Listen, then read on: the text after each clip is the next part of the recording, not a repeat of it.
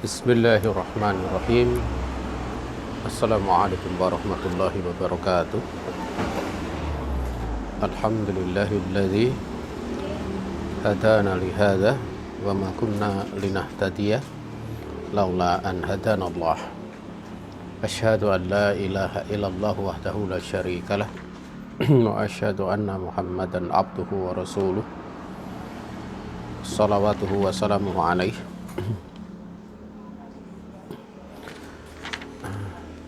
Di siang ini kita akan melanjutkan bahasan dari kitab Al-Usulus Salasah,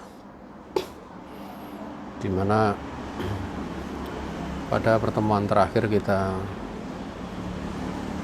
sudah sampai perkataan dari Musannif rahimahullah ta'ala tentang perkataan Al-Imam Bukhari, bahwa beliau mengatakan babul ilmi qoblal qawli wal amali, yaitu bab ini adalah bab yang menjelaskan bahwa ilmu itu sebelum ucapan dan amalan. Kemudian beliau menyebutkan dalilnya firman Allah Subhanahu wa taala, fa'lam annahu la ilaha illallah wastaghfir li dzambik. Ketahuilah bahwa tidak ada sesembahan yang disembah dengan hak melainkan Allah, dan mintalah ampun kepada Allah Subhanahu wa taala untuk dosa-dosamu. Maka fabada bil ilmi qoblal qauli wal amal. Maka di sini Allah memulai perintah untuk mengilmui sebelum berkata, demikian pula beramal. Lafaz wastaghfir, istighfar itu adalah amal yang sifatnya ucapan, dan lidambik, wastaghfir lidambik itu kaitannya dengan amal yang salah, baik amal yang salah itu dosa itu sifatnya adalah amalan hati, amalan lisan, ataupun amalan anggota tubuh. Sehingga penyebutan fa'lam annahu la ilaha illallahu wastaghfir lidambik itu sangat jelas merupakan dalil bahwa ilmu itu sebelum ucapan, demikian pula amalan. Kemarin kita sudah membahas seputar masalah para dai, di mana dai-dai yang mereka menisbatkan kepada dakwah, mengkaitkan di dalam dakwah itu ada 3 macam, dan telah berlalu pembahasan perkara tersebut. Kemudian beliau, yaitu Syekh Ubaid, beliau mengatakan ilam qabla antat wa nasa ila dinillahi ta'ala annahu yajibu alaika anta ta'allam. Wa qad dzakara Syekh Ibnu Sa'di rahimahullah ta'ala fi tafsiri hadhil ayati thamaniyata uslubin lihusulil ilmi la ilaha illallah haitsu qala rahimahullahu ta'ala. Beliau mengatakan, ketahuilah sebelum engkau mengajak manusia kepada agama Allah, wajib bagimu untuk engkau mempelajari ilmu. Dan sungguh Syekh Ibnu Sa'di, ya, bacaannya bukan Sa'di tapi Sa'di, ya, rahimahullah ta'ala, di dalam menafsirkan ayat ini, ya, beliau menyebutkan 8 cara, 8 uslub untuk bisa mendapatkan ilmu tentang la ilaha illallah, ya, di mana beliau rahimahullah ta'ala mengatakan dalam tafsirnya, yang pertama adalah bal itu ahaduha, dan itu adalah a'dhamuha, itu tadabburu asma'ihi wa sifatihi wa af'alihi ad-dalati ala kamalihi wa adhamatihi wa jalalihi, fa innaha tujibu badal juhti fi ta'aluh lahu wa ta'abbudi li rabbil kamil alladzi lahu kullu hamdin wa majdin wa jalalin wa jamalin. Beliau menyebutkan yang pertama untuk bisa kita mewujudkan ilmu yang mengilmui la ilaha illallah itu adalah mentadaburi, merenungkan ya dari nama-nama Allah Subhanahu wa taala, bertadabur ya, mentadaburi nama-nama Allah dan sifat-sifatnya. Demikian pula mentadaburi perbuatan Allah Subhanahu wa taala yang kesemuanya itu menunjukkan kepada kesempurnaan Allah Subhanahu wa taala dan juga menunjukkan keagungan, keperkasaan ya. Kita tahu bahwa sifat Allah itu di dalam pembahasan qawaid ya, di dalam pembahasan pada pasal kedua dari kitab Qawaidul Muslah, pasal kedua pada kaidah yang pertama itu bahwa seluruh sifat Allah Subhanahu wa taala itu sempurna. Tidak ada padanya itu satu kekurangan pun dari sisi manapun. Ya. Dan kesempurnaannya itu di atas puncak kesempurnaan. Ya, di atas puncak kesempurnaan. Maka kalau seorang dia mentadaburi namanya, di mana tadabur terhadap namanya itu kita bisa mengetahui di dalamnya terkandung sifat. Ya, terkandung sifat yang sesuai dengan makna yang terkandung pada nama tersebut. Ya. Dan nama Allah itu tidak terbatasi dengan jumlah 99 ya. Tetapi jumlah 99 yang disebutkan oleh Nabi alaihi salatu wasallam, inna lillahi tis'atan wa tis'ina isman man ahsaha dakhalal jannah, itu adalah untuk menyebutkan keutamaan orang yang menghitung 99 nama Allah, dia akan masuk surga. Dan bukan berarti bahwa nama Allah itu dia dibatasi dengan adadin muayyanin ya, dengan bilangan yang tertentu. Sebagaimana dijelaskan oleh para ulama, bahasa innalillahi tis'atan wa tis'ina isman man ahsaha dakhalal jannah, sungguhnya Allah itu mempunyai 99 nama yang barang siapa menghitung nama tersebut ya, niscaya dia akan masuk surga. Itu adalah mirip dengan perkataan seorang yang dia mengatakan indi mi'atu dirhaman atau dinaron ya, tasaddaqtu biha. Mirip dengan orang yang mengatakan saya punya 100 dinar atau 100 dirham ya, 100 dirham atau 100 dinar yang aku sodakohkan, atau adat tuh ya, adat tuh li sodakoh, aku siapkan untuk sodakoh ya. 100 dirhaman atau dinaron itu bukan berarti dia cuma punya uang 100 dirham atau 100 dinar ya, tapi yang disodakohkan itu hanya sekian saja kepunyaannya untuk disodakohkan, masih ada uang yang lain. Itu dimaklumi. Makanya penyebutan hadis sungguhnya Allah mempunyai 99 nama, barang siapa menghitungnya dia akan masuk surga, itu bukanlah membatasi bahwa nama Allah itu ada 99, karena ada nama-nama yang disimpan di sisi Allah Subhanahu wa taala, sebagaimana di dalam doa Nabi alaihi salatu wasalam tatkala beliau bertawasul dengan nama-nama Allah, itu salah satu yang digunakan tawasul Nabi adalah nama yang tersimpan pada ilmu yang ada di sisi Allah Subhanahu wa taala. Saudaraku kaum muslimin yang dirahmati Allah Subhanahu wa taala, lebih-lebih memang tidak ada dalil yang sahih ya yang menyebutkan 99 itu dengan namanya ini, Allah mempunyai nama ini, itu tidak ada.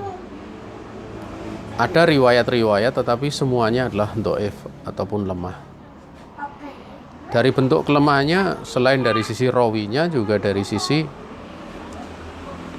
ada nama yang tidak disebutkan di riwayat tersebut, tapi yang bukan nama dimasukkan di situ.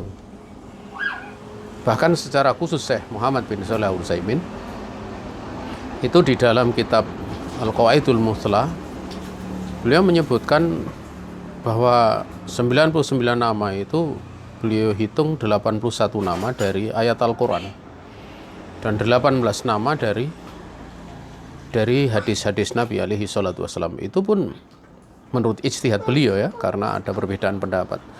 Dan dari seluruh itu 99 yang beliau beristihad di dalamnya, beliau ada yang ragu satu, yaitu tentang Al-Hafi. Beliau ragu. Ya, karena Al-Hafi di situ apakah sebenarnya nama Allah atau sebenarnya itu adalah isim isim yang muawal bil fi'il ya. Isim yang ditakwil dengan fi'il, berarti itulah sifat, bukan nama tapi sifat bagi Allah. Ya. Itu beliau pun ragu, tarodut ya. Dari 99 yang beliau beristihad itu, beliau ragu satu gitu. Nah, sebagaimana beliau sebutkan dalam kitab Al-Qawaidul Muthlah dan Syarah Qawaidul Muthlah ya. Saudaraku kaum muslimin yang dirahmati Allah Subhanahu wa taala. Berarti kalau dari nama yang segitu saja 99 itu kan berarti sifat yang terkandung di dalamnya ada paling tidak 99 kan gitu kan. Dan ada pembahasan bahwa nama sifat itu lebih luas dari nama gitu loh. Lebih luas dari nama, dari zat yang disifati gitu loh. Oleh karena itu mesti lebih daripada 99 nih. Itu taruh kata diterangkan dari sisi 99 tadi, yang man ahsaha dakhalal jannah tadi. Nah, dari sisi itu lebih-lebih memang nama Allah itu tidak dibatasi dengan 99, karena 99 itu kaitannya dengan keutamaan bagi orang yang menghitungnya. Man ahsaha dakhalal jannah, di mana man ahsaha dakhalal jannah itu dia adalah sifatnya bayani gitu. Pengatofan yang sifatnya bayani. Ya, dia bukan jumlah yang baru. Bukan istinafiyah ya. Istinafiyah bukan. Tapi dia sifatnya adalah membonceng pada jumlah sebelumnya. Ya. Nah, saudara kaum muslimin yang dirahmati Allah Subhanahu wa taala, ini sedikit agak ditekankan, ditajamkan ya. Apalagi di masa ini, di masa kita ini, orang-orang yang menentang dakwah sunnah ya, dakwah ahli sunnah di dalam permasalahan nama dan sifat ini benar-benar mereka mengaum ya. Mereka menampakkan diri, bahkan berusaha untuk menjatuhkan dakwah ini. Ya, dijatuhkan dengan melalui berbagai macam sisi ya. Dari sisi pribadinya dijatuhkan, kadang jatuh di dalam membaca kitab salah, dicari-cari kesalahannya hari ini.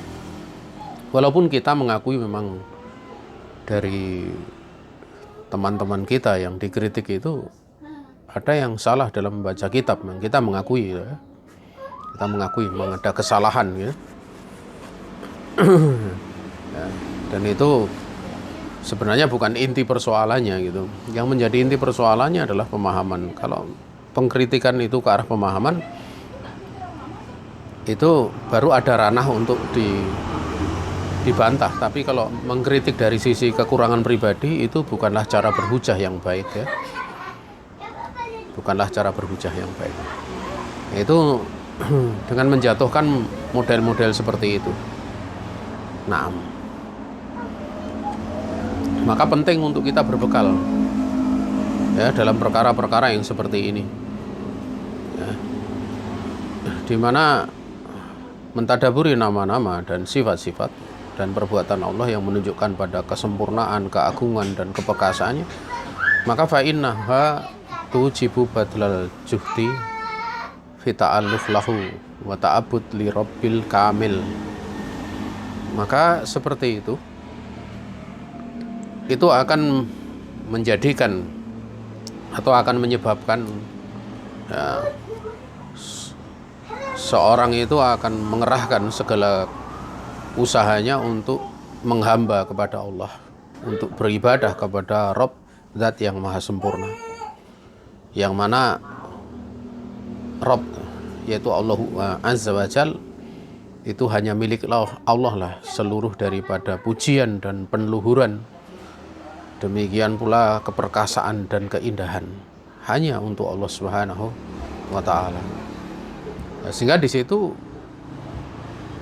kalau seorang dia belajar tentang asma'i wa sifat ya, belajar kaidah-kaidahnya.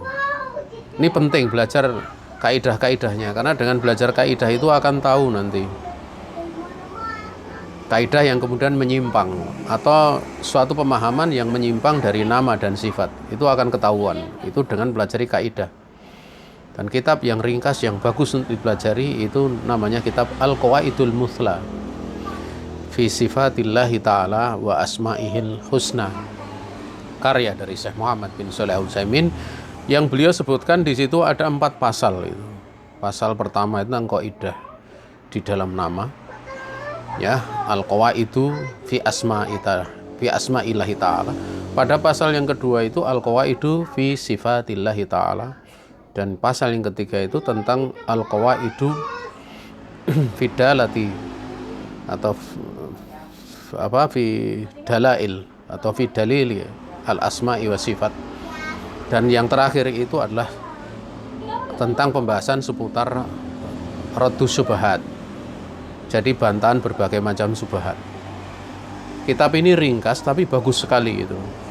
Dan yang beliau sebutkan bantahan terhadap syubhat itu memang syubhat-syubhat yang biasa dimunculkan oleh orang-orang yang tidak bisa menerima dakwah Ahlus Sunnah, dari kalangan Jahmiyah, dari kalangan Mu'tazilah, dari kalangan Asy'ariyah dan yang lainnya yang mereka punya penyimpangan di dalam permasalahan nama dan sifat-sifat Allah Subhanahu wa Ta'ala.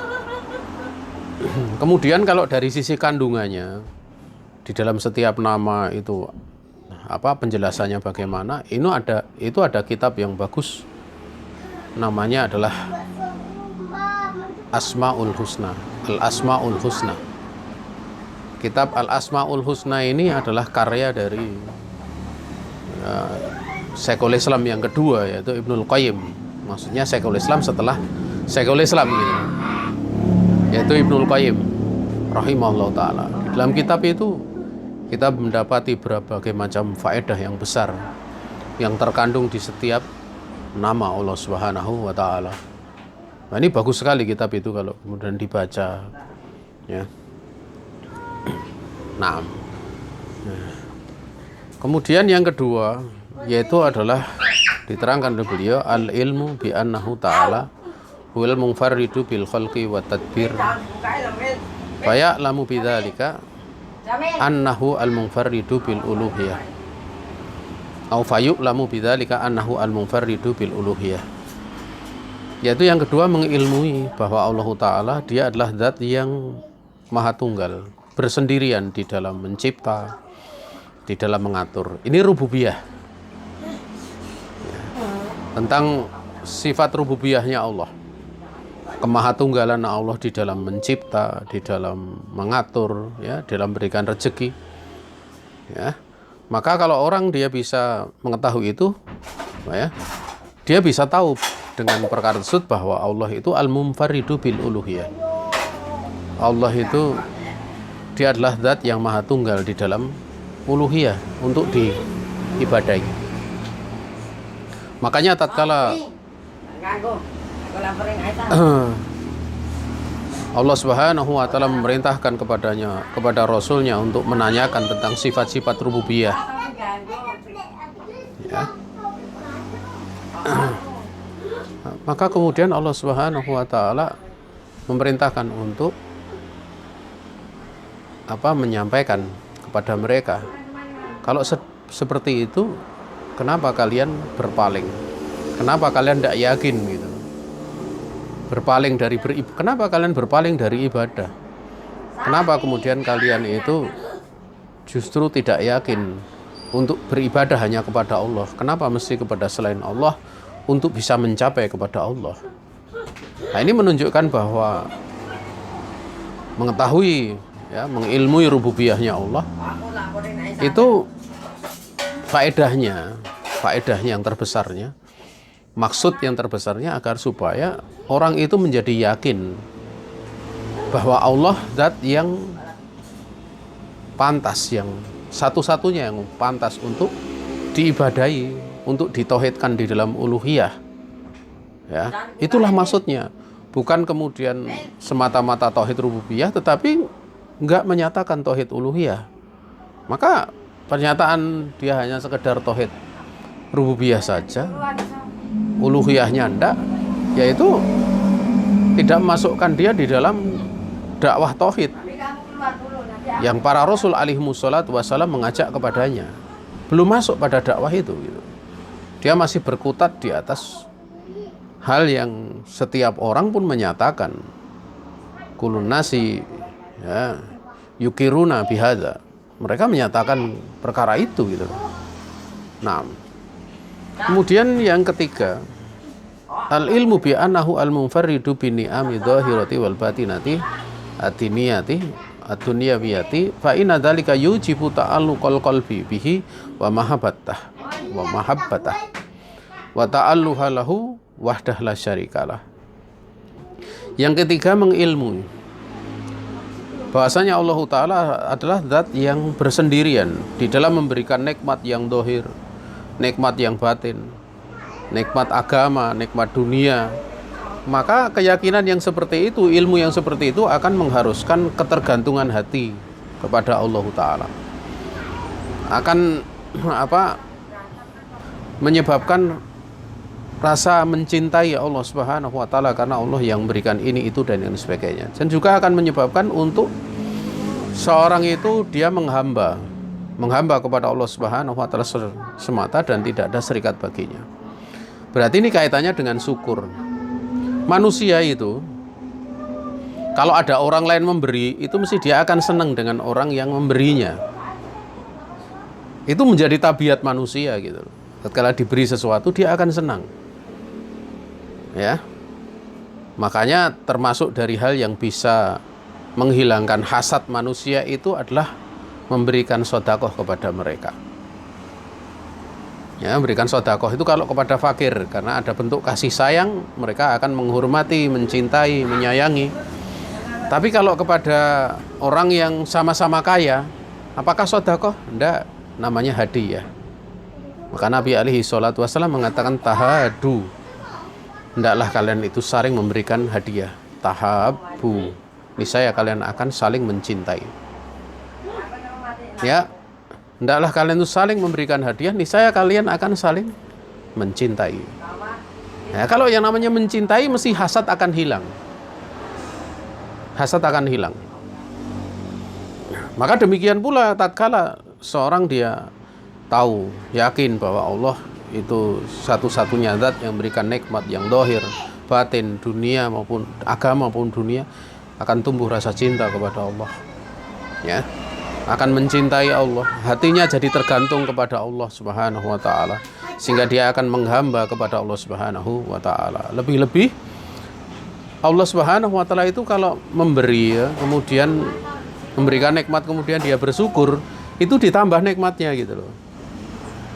Berbeda dengan manusia. Kalau manusia kadang dia memberi, dipuji belum tentu nambah. Tapi kalau Allah Subhanahu wa Ta'ala menambah, ya, akan menambahnya. Ada sebuah hadis Nabi alaihi salatu wassalam, ya. Nabi alaihi salatu wassalam beliau bersabda, ini kaitannya dengan pujian kepada Allah. Ma'an amallahu ala abdin nikmatan, ya, fahamidallah alaiha illa, ya, illa kana dzalikal hamdu afdhala min tilkan nikmati. Ya, Nabi alaihi salatu wasallam beliau bersabda, ya, tidaklah Allah Subhanahu wa Ta'ala memberikan satu nikmat pun kepada hambanya, yang kemudian hambanya itu memuji Allah di atas nikmat tersebut, atau ala hadhihi nikmah ya, atau alaiha, atau kama qala Rasul alaihi salatu wasalam, ya, melainkan keberadaan dari pujian tersebut itu lebih afdol dibandingkan dengan nikmat tersebut. Artinya di situ seorang mendapatkan nikmat dari Allah, kemudian dia memuji Allah, maka memuji Allah itu lebih afdol dibandingkan nikmat tersebut. Kenapa? Karena nikmat ini sifatnya ya, nikmat yang diberikan itu sifatnya dia adalah sesuatu pemberian dari Allah. Sedang pujian terhadap nikmat itu bentuk syukur yang menjadikan nikmat itu akan ditambah. Dari sinilah pujian jadi lebih utama. Kenapa? Karena akan menjadikan nikmat yang tadi diberikan oleh Allah tetap ada, tetapi di satu sisi masih ditambah oleh Allah Subhanahu wa taala. Makanya itu menjadi lebih afdol. Ya, menjadi lebih afdol. Nah, maka mengingat nikmat Allah, mengingatkan manusia dengan nikmat-nikmat Allah Subhanahu wa taala, itu akan menjadikan kebahagiaan. Ya, akan menjadikan kebahagiaan karena nikmatnya tetap masih ditambah lagi. Makanya orang yang tidak pernah susah itu orang yang senantiasa bersyukur. Dan orang-orang yang senantiasa bersyukur itu jangankan dia istilahnya ya, dapat nikmat ya, tidak dapat nikmat saja, itu dia bisa melihat nikmat lainnya gitu. Kalau orang kan biasanya kalau nikmatnya diambil, dia kemudian melihat seolah-olah udah dunianya habis, padahal nikmat yang lainnya masih ada, seperti bernafas, makan, minum ya. Hari ini kita lihat betapa mahalnya, betapa berharganya ya keimanan itu. Ya, kita tahu sebenarnya dalam keadaan apapun keimanan itu harganya mahal gitu. Tapi kita lihat ya, dikala ada musibah seperti ini, kadang orang itu sampai tidak bisa berpikir halal haram ya. Halal haram aja tidak bisa, apalagi sampai pada tahap bersyukur gitu. Tapi orang yang punya keimanan, Masya Allah ya, dia bisa melihat betapa banyaknya nikmat yang diberikan oleh Allah Subhanahu wa taala kepada kita. Walaupun di hari-hari yang kita mendapatkan pandemi, kita masih bisa dengan karunia Allah mendapatkan berbagai macam kenikmatan. Justru harusnya kalau ada musibah seperti ini kita mawas diri ya. Kita muhasabah ya, kesalahan apa yang kita lakukan. Ya. Dan itu yang menjadikan kenikmatan itu tetap diberikan oleh Allah kepada kita dalam keadaan Allah Subhanahu wa taala akan menambah kenikmatan tersebut. Di satu sisi Allah Subhanahu wa taala akan mengampuni, Allah Subhanahu wa taala akan memberikan pahala dan yang lain sebagainya. Karena Allah Subhanahu wa taala Maha mampu ya menjadikan misalnya tidak ada makanan, tidak ada minuman gitu. Tetapi Allah maha mampu untuk menjadikan tetap kenyang gitu. Jadi nggak perlu khawatir ya. Contohnya saja Nabi Yunus alaihissalam itu beliau masuk di dalam perut ikan. Ya kalau dipikir dalam perut ikan itu apa ada udara, ada oksigen, kan tidak ada gitu. Wong di dalam lautan. Saya nggak tahu, belum pernah ada diteliti ya di perut ikan paus itu atau ikan yang itu yang bukan besar yang makan yang menelan Nabi Yunus itu apakah ada oksigen, kita nggak tahu ya. Tapi yang menjadi pembahasan di sini bagaimana beliau di situ berzikir. Dia berdoa. Ya. Beliau membaca la ilaha illa anta subhanaka inni kuntu minaz zalimin. Yang beliau baca itu terus. Maka berapa lama beliau tinggal di situ? Beliau nggak meninggal. Padahal kita kadang timbul pertanyaan secara nalar kita, makannya apa, minumnya apa, kan gitu kan. Bernafasnya pakai apa di dalam lautan. Tapi itulah kuasa Allah Subhanahu wa taala. Di saat memang kondisi tidak bisa makan minum, ya kita masih punya Allah. Misalnya seperti itu, lebih-lebih kondisi kita makan minum itu masih tercukupi hari ini. Ya, tercukupi. Walaupun ada masa pandemi seperti ini, kita masih tercukupi. Kalau sampai ada yang lapar, nggak pernah makan, sehari nggak makan, itu tetangga akan tahu, mesti akan memberi. Ya, mesti akan memberi. Sehingga di sini patut untuk kita banyak bersyukur kepada Allah Subhanahu wa taala. Bukankah Allah Subhanahu wa taala menciptakan makhluk yang tidak makan minum, hidup?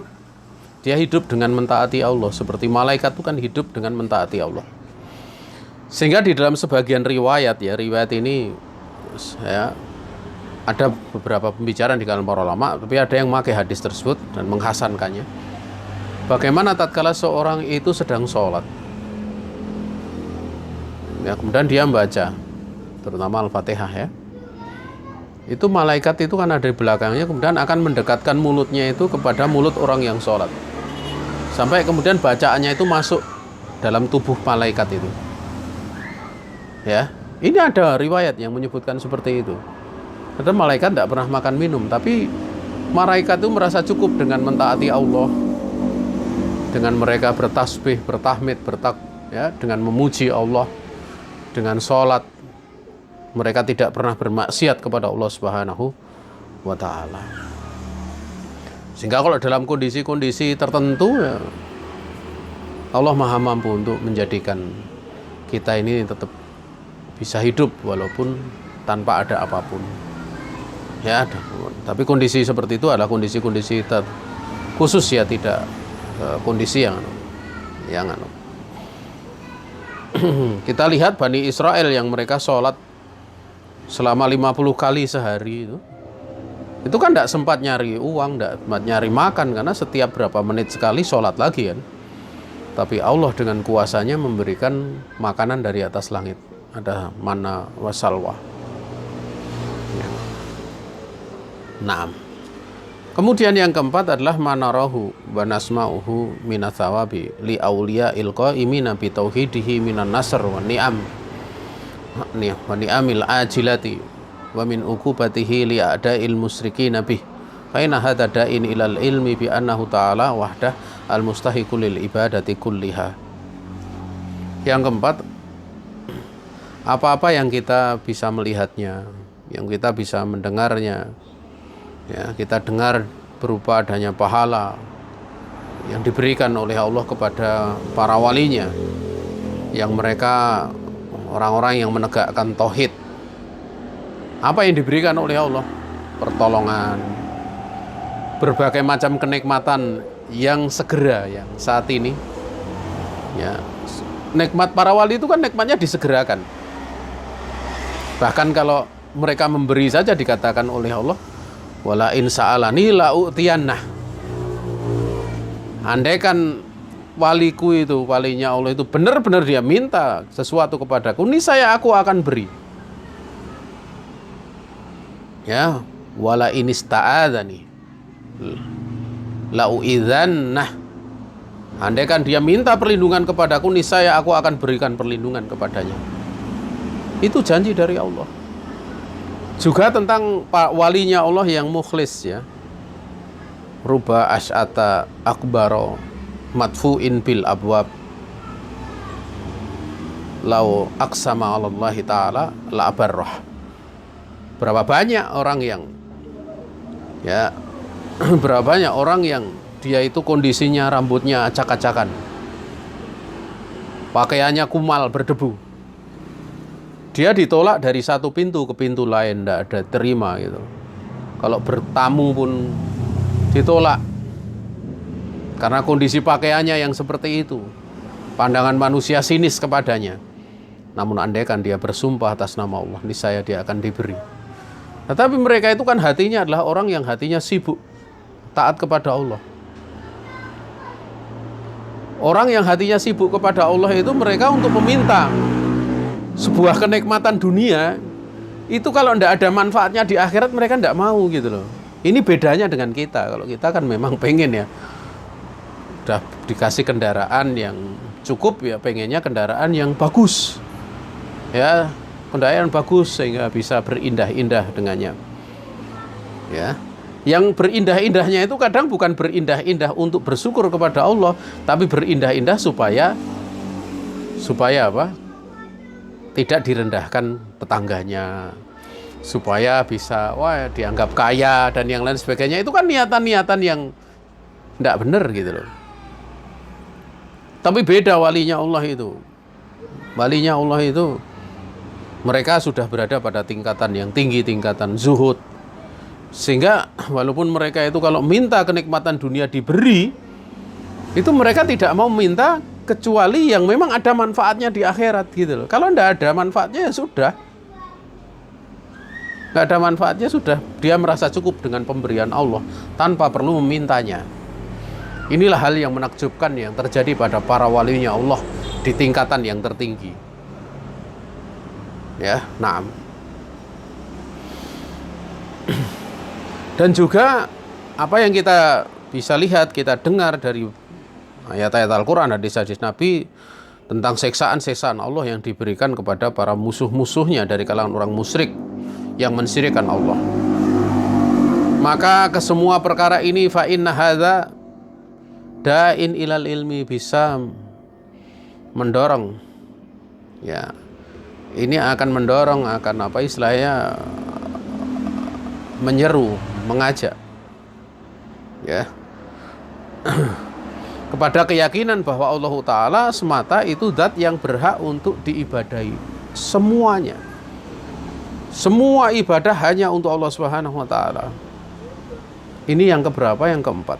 Kemudian yang kelima beliau katakan ma'rifatu awsafis al-awthani wal andadi allati ubidat ma'allah wa tukhidat alihatan wa annaha naqisatun min jami'il wujuh faqiratun bidat la tamliku li nafsiha wa la li abidiha naf'an wala dharan wala mautan wala hayatan wala nusuran wala yang suruna man abadahum wala yang fa'unahum bimithqala dzarratin min jalbi khairin aw daf'i syarrin fa innal ilma bidzalik yujibul ilma bi annahu la ilaha illallah wa butlana ilahiyati man siwa. Yang kelima yaitu mengetahui sifat-sifat berhala. Sifat-sifat berhala, sifat-sifat tandingan-tandingan selain Allah yang diibadahi selain Allah Subhanahu wa Ta'ala. Yang tandingan itu dijadikan sebagai ilah-ilah sesembahan-sesembahan, dan sesembahan selain Allah itu dia kurang, punya kekurangan dari seluruh sisi. Ya, taruh kata ada yang dianggap wali ya. Wali masih hidup, kalau wali sudah mati kan memang kekurangan jelas. Tapi yang wali masih hidup sekalipun dia masih kentut ya. Ya kalau kentut ya bau sama, masih kencing gitu loh. Kalau ngantuk ya tidur, kalau dipukul ya sakit. Itu kan berarti kan sifat-sifat kekurangan semua. Wali ya kalau nggak makan ya lapar. Artinya itu semua sifat kekurangan dari seluruh sisi. Ya, faqiratun bidzat, dia fakir pada zatnya. Zatnya itu memang fakir, zatnya yang disembah selain Allah itu fakir. Dia butuh kepada Allah Subhanahu wa Ta'ala. Dia tidak mampu, tidak memiliki untuk dirinya sendiri, tidak pula untuk para penyembahnya, tidak mampu untuk memberikan manfaat, tidak pula mampu untuk menolak madharat. Tidak akan mampu. Ya. Juga tidak mampu untuk kemudian menolak kematian. Dia tidak mampu, tidak mempunyai mampu untuk menghidupkan yang telah mati. Dia tidak punya kuasa dalam hal seperti itu. Juga wala nusuron, dia tidak mampu untuk kemudian membangkitkan, untuk dijadikan dia sebagai tempat kembali, tidak berkuasa. Dan wali-wali tersebut ataupun berhala-berhala tandingan-tandingan tersebut, mereka tidak mampu memberikan pertolongan kepada para penyembahnya. Ya, tandingan-tandingan itu tidak mampu untuk memberikan manfaat kepada para penyembahnya, walaupun hanya sebesar biji sawi saja. Baik itu memberikan manfaat ataupun menolak kejelekan. Baik itu memberikan kebaikan maupun menolak dari sebuah kejelekan, itu mereka tidak mampu. Maka sungguhnya mengetahui hal yang seperti itu akan menyebabkan atau mendatangkan keyakinan ataupun ilmu bahwa Allah Ta'ala zat yang tidak ada yang diibadahi dengan hak melainkan Dia, Allah Subhanahu wa Ta'ala. Dan itu mengharuskan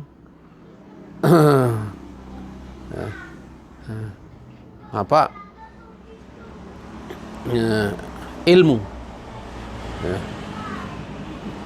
tentang batilnya, ya. Bibutlani, itu mengatof ya, Bu. Tadi saya baca butlana, yang benar butlani, yaitu batilnya ya, menghamba ataupun menyembah kepada selain Allah Subhanahu wa Ta'ala. Kemudian yang keenam, beliau katakan ittifaqu kutubillahi ta'ala ala dzalik wa tawatu'uha alaih, yaitu adanya kesesuaian, kesepakatan seluruh kitabnya Allah itu di atas perkara itu, yaitu la ilaha illallah. Dan seluruh kitab itu pun tawatuk. Tawatuk itu artinya, tawatuk itu kan sebenarnya maknanya itu sama-sama sepakat. Artinya kitab-kitab itu dari seluruh kitabnya Allah itu bersepakat di atas makna tauhid, makna la ilaha illallah dalam perkara ini.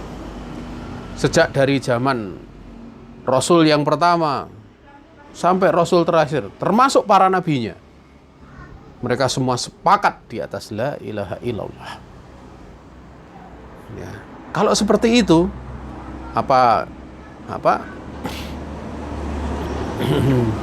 masihkah orang itu akan ragu?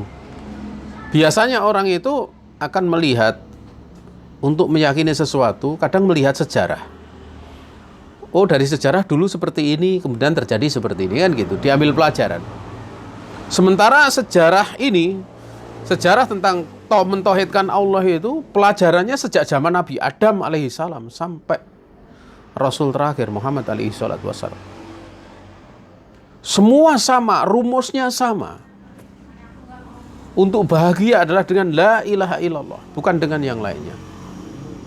Dengan menghamba kepada Allah Subhanahu wa Ta'ala. Kalau seperti itu, masihkah seorang dia ragu? Sehingga yang ada bukan ragu, tapi justru keyakinan. Makanya dengan melihat hal demikian itu, seperti dikatakan oleh Syekh rahimahullah ta'ala, ya, untuk mengilmui la ilaha illallah itu salah satunya bisa dengan melihat, ya, bahwa seluruh kitabnya Allah sepakat di atas la ilaha illallah. Kemudian yang ketujuh, as-sabi, anna khawasal khalqi alladzina hum akmalul khaliqah akhlaqan wa uqulan wa ru'yan wa sawaban wa ilman wa humur rusulu wal anbiya'u wal ulama'u ar-rabbaniyuna qad sahidu lillahi ta'ala bidzalik. Bahwa orang-orang khusus dari ciptaan Allah Subhanahu wa Ta'ala, manusia-manusia khusus yang mereka adalah orang yang paling sempurna, ya, mereka adalah makhluk yang sempurna dari sisi akhlak, ya, dari sisi akal, dari sisi pendapat, dari sisi kebenaran yang mereka bawa, mereka adalah orang yang paling sempurna dibandingkan yang lain. Juga dari sisi ilmu, mereka adalah yang paling sempurnanya dari manusia, yaitu mereka adalah para rasul, para anbiya, para ulama rabbaniyun. Benar-benar mereka telah mempersaksikan untuk Allah dengan la ilaha illallah, la ilaha illahu, tidak ada ilah yang disembah dengan hak melainkan Dia, Allah Subhanahu wa Ta'ala semata. Kemudian yang terakhir, Yang terakhir beliau katakan athamin ma aqamahullahu ta'ala minal adillati al-ufuqiyati wa nafsiyati allati tadullu ala tauhid a'damu dalalatin, ya, atau a'dama dalalatin, ini bisa dua dibaca, tunadi alaihi bilisani haliha bima auda'aha min lutfi sun'atihi wa badi'i hikmatihi wa ghoraibi khalqihi. Yang kedelapan, ya, yaitu ya, apa-apa yang Allah Subhanahu wa Ta'ala telah menegakkannya berupa dalil-dalil ufukiyah dari berbagai macam ufuk timur, ufuk barat ciptaan Allah. Juga dalil yang ada pada diri kita nafsiyah. Wa fi anfusikum afala ta'qilun, pada diri kalian tidakkah kalian yakin? Yang kesemuanya itu dari seluruh ciptaan Allah, bahkan diri kita sendiri, itu menunjukkan mentauhidkan Allah Subhanahu wa Ta'ala dengan a'doma dalalatin. Saya baca a'doma aja, bukan a'domu. Kalau jadi a'domu, dia menjadi khobar dari mausuliyah di depan.